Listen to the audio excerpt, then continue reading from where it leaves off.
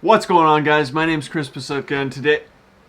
Hey buddy, I'm just filming my intro. Not there yet? No, I'm not. Can you just give me 1 second? Sure.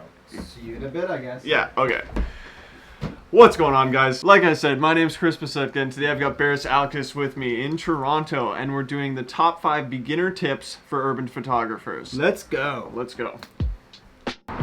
Okay, so I've done a lot of architectural photography, street photography, kind of like that, but I've never really specifically considered myself to do urban photography. I guess there's some overlap. Today I want to get these tips, these 5 tips from Baris, and I want to test my skill shooting urban photography. Okay, so let's first start by defining urban photography, because it's kind of a mix of things. So I'm going to get Baris to give us his definition of what urban photography really is. So a lot of people actually mix street and urban photography. I think there's a fine line between the both. To me, urban photography is more of a setup and more of something that looks appealing to the eye, whereas street has a bit more emotion. So with urban photography, there needs to be a bit of a setup, and it's a little bit less natural, if that makes sense. Okay, so now we've got our definition. Here's tip number 1. Tip number 1 would be to use a model and have portrait mixed with urban style. Okay, so tip number 1, use a subject. I'm gonna test my skill shooting Baris at Nathan Phillips Square. Let's do it.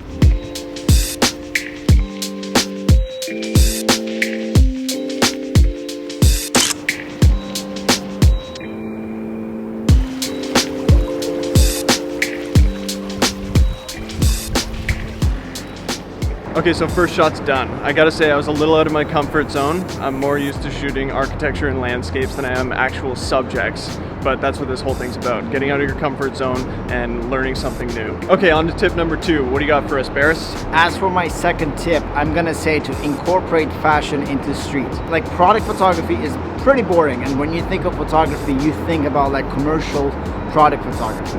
But like, if you got some nice boots on, if you got some accessories on, you can incorporate the street and get some street shots with your accessories and your clothing. So incorporate fashion into urban style.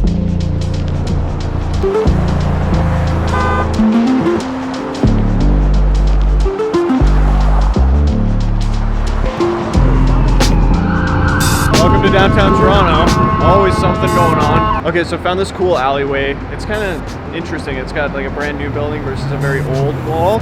So I really like the contrast here. This is where we're going to do our second shot, fashion.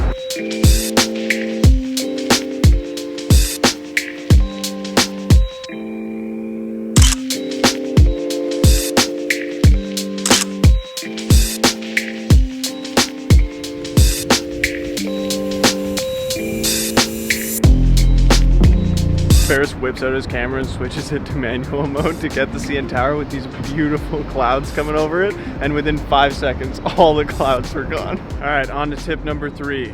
Okay, so my tip number 3 would be to incorporate fashion, portrait, and architecture, which I love architectural photography, which urban photography gives you the luxury to blend in everything about photography and make it into one. So mix all of it for 3.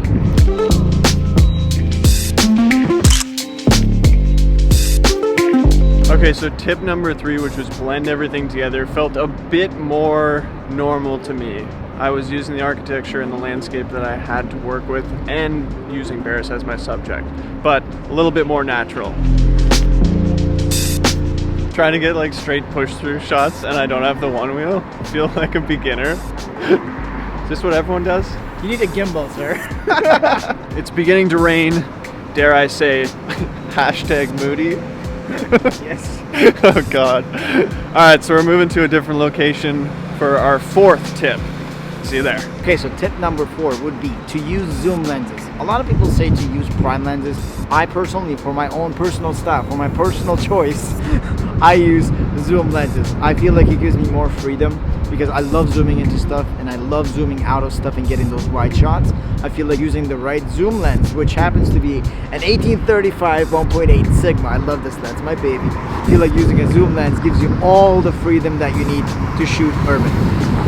Okay, so I've got my 16 to 35 with me and I've got my 24 to 105 with me. Let's try this out.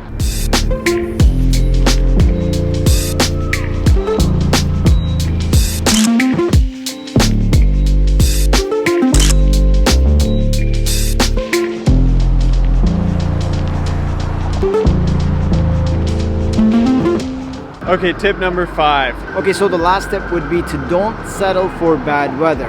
Know your styles, know what you want to shoot, and know where and which weather you want to shoot, and you'll never be disappointed.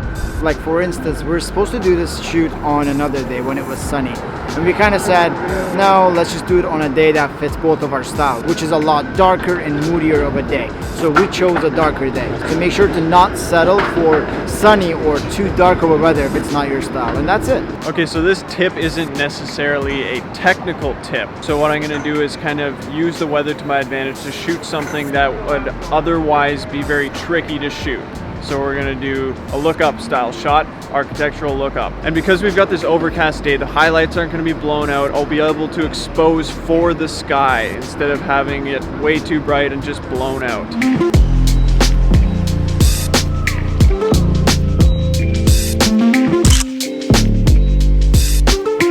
All right, let's do a quick recap of our tips. Number 1, shoot a subject. Number 2, use fashion. Number 3, mix it all together. Number 4, use a zoom lens. And number 5, choose your weather. All right, guys, I hope you enjoyed this video. Thank you so much for watching. Thank you, Baris, for the tips. Thank you for having me on the channel. Always a pleasure. Go check out Baris on Instagram and YouTube. I'll link them both here and in the description. And check out his presets, which I color graded a couple photos with. Guys, if you enjoyed this video, go down there, hit the like button, be something positive today. I would greatly appreciate it. Subscribe to the thing with the bell so you know the second I put out another video, and we will see you all sometime.